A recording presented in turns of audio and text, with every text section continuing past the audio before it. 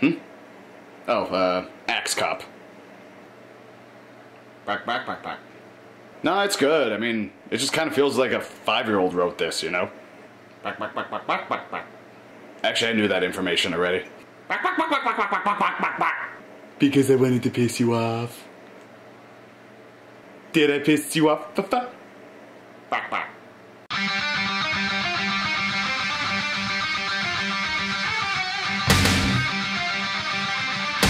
Hello everyone, my name is Freddie the Frog, and whether old or new, it's worth my review. Today, I'm going to be talking about the 12th episode season of the show that was derived from a webcomic series known as axe-wielding. Now for those of you who didn't pay attention to the intro because you're on your freaking phone,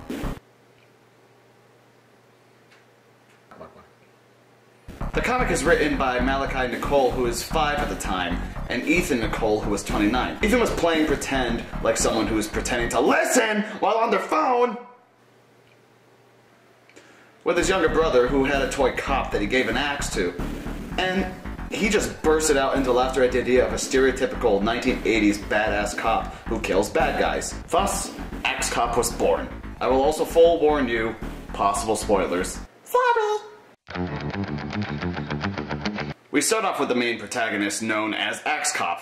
You are the ultimate man. Tell me something I don't know, Todd. He's your gruff, badass, indestructible cop who does nothing but kill bad guys all day by chopping off their heads, turning his teammates into beings with convenient attacks. The best part of your costume? You can fly through bad guys and leave grenade bombs inside them. Well, hopefully this evening won't come to that. Let's go! And random secret attacks that he either knew already or will literally pull out of his ass.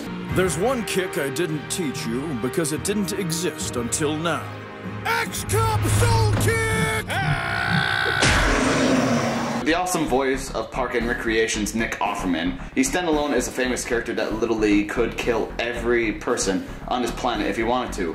His logic and methods are flawless. I need 30 TV sets and 30 VCRs brought to my room so I can watch movies I made of me fighting. I like to study all my moves. At least according to the show. He is accompanied by his sidekick Flute Cop, who would do anything he wants with the flute, from killing somebody, playing a note, to making a coconut fall on the floor. The funny thing about this flute too is that it's not like it's out in the open as like a magical wand or something like that. He found it in a frickin' trash can. He's married and has a baby called Unibaby that has a detachable wish-granting horn on her head. Jesus, if I had an object like that, I'd be stoked! A wish-granting hairbrush? Wow! Okay, I wish for more money.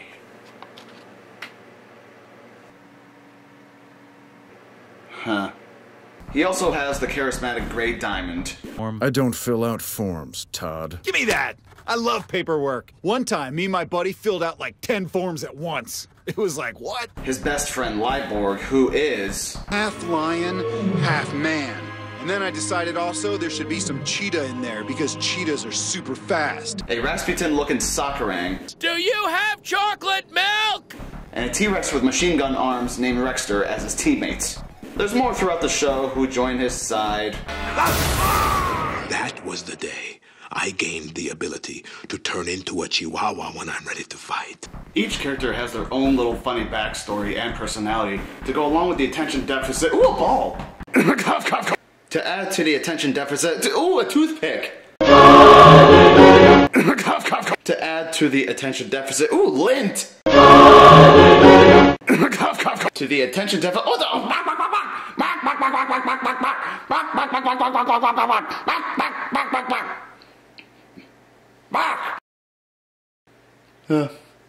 They also stay true to the webcomic characters in that they keep bringing out random villains from the comic to be featured in the series.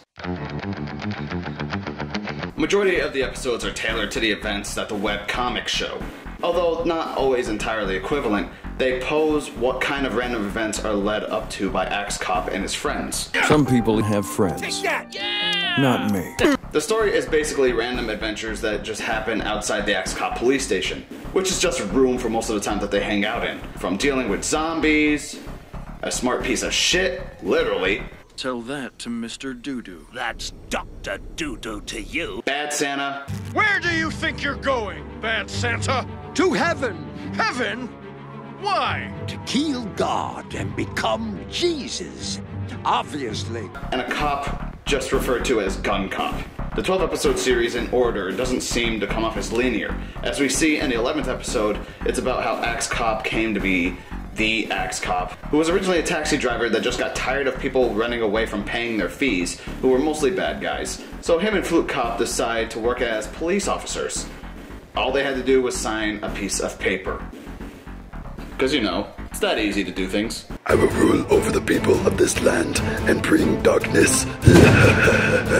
Okay, yeah, that sounds wonderful. Just needed to eat this marshmallow and the land is all yours. Wait, are you serious? Yup. You're kidding me. Nope. You're so totally pulling my chain. I'm not pulling your chain. It also goes into Axe Cop's past, where his parents were killed by poisoned candy canes, which leads him to getting revenge on Bad Santa. And even an episode where he kills a rabbit, literally just because it walked and ate coconuts. And then he had to deal with its angry ghost possessing a kid. There's even a July 4th episode going back as far as Axe Cop's ancestry, where USA was actually built upon the strange powers his great-great-great-great-great-great-great-great-grandpa, Book Cop, who learned astoundingly impossible secret attacks that destroyed the British Army and their evil king.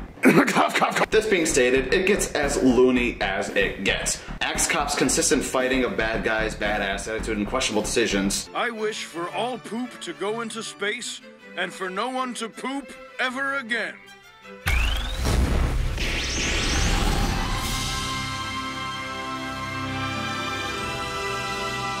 Well, maybe that's unnecessary. I enjoy a good poop.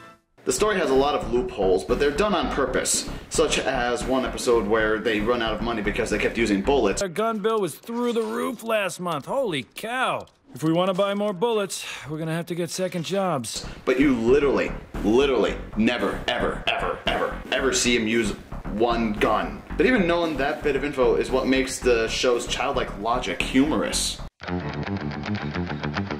The voice actors, which range with actors like Nick Offerman, Ken Marino, and Rob Hubel, do a very splendid job of, even though the score is written by a 5-year-old kid's imagination, they also conveyed that everything they say sounds as legit as possible, no matter how illogical it gets. Which adds to the hilarity of characters who don't even stop to think about what they just said. All I ever wanted to do was walk around and eat coconuts. Then you shouldn't have been born a rabbit. The voice acting is great, the music and sounds are perfected as you would imagine for a sporadic cartoon show, and the design of the cartoon is almost a thin line between what is acceptable for a show and a comic series keeping to its true nature. The animation is bright and colorful, which makes it hard to stop watching, and the use of facial expressions make for a really greatly produced cartoon. Overall, it's the definition of ADHD mixed with a child's logic. I don't know if the writer Malachi has ADHD, but anyway, the show is random, sporadic, colorful, and hilarious. The show offers a lot of unforgettable quotes that you can't just help but go, oh my freaking god, really, did it just say that? Such as, I wish for Avocado Soldier to be a gorilla with robo-gun fists and a red bow tie. No! What? I want it to be normal. But I wanted you to be better. and A kick is a punch from a foot. I will state, however, that I know this type of humor is not for everybody. Hey, have you ever had coconut water? It's the water inside a coconut, and you drink it. That's too much potassium. That the show is based on a webcomic series that two individuals who have a 24-year difference in age have made for fun. That being said, you have to have an open mind about how out of sync its reasoning skills are in accordance with its purpose to make you laugh, because really that's what makes the show go hand in hand to make it funny. The only people I ever see who actually don't like this show are missing the detail that it was written by a 5-year-old. I'll admit, every now and then I felt that some of the humor might have felt too much, but even then the editing and timing skills and writing make up for it in the long run. The first time I watched this show, I literally couldn't stop watching the whole season, and I watched it all in less than 3 hours, and I actually got sad that it ended.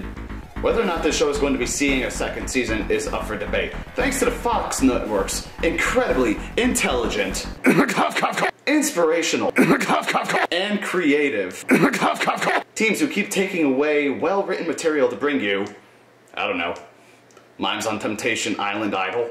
Hopefully we'll be seeing more than just the one season that was made.